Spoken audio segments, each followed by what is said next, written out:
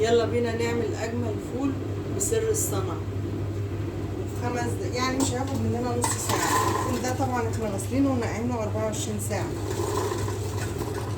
اقل حاجة ممكن تنقعيها 12 ساعة زي ما اتعلمنا زمان، هو ده الصح.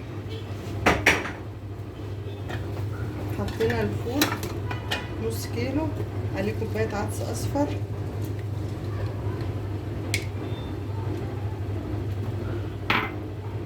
عليه كوباية فول مدشوش،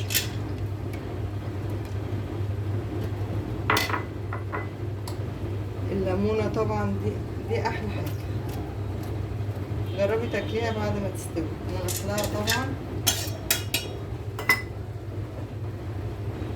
واهم حاجة بقى سر الصنعة، معلقة صلصة صغيرة.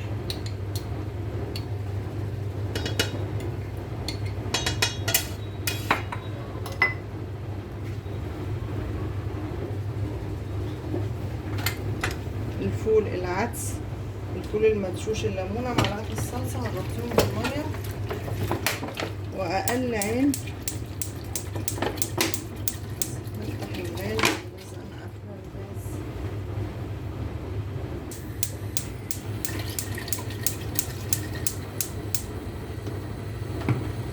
من غير قدرة، دي اقل عين. انا معلية والمية ساقعة، ما سخنتش مية ولا حاجة. في الحلة بتاعتنا عادي خالص، انا نقعها 24 ساعة، عايزة تنقعيه 12 ساعة ممكن. حطيته في الحلة وهقفل عليه.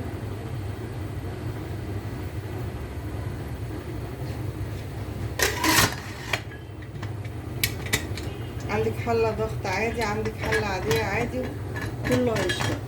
اول ما يغلي هوطي النار هوطي النار خالص زي الشمعة. هياخد معانا بالظبط نص ساعة ويكون جاهز. يلا بقى نفتح على الفول بعد نص ساعة بالظبط.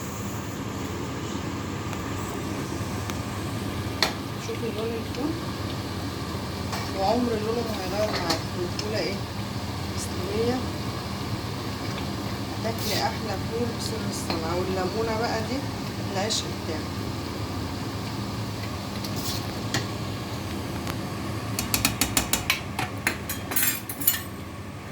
بصي الفولة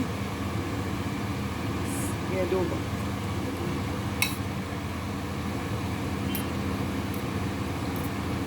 احلى فول، ولا عمر لونه هيغير معاكي.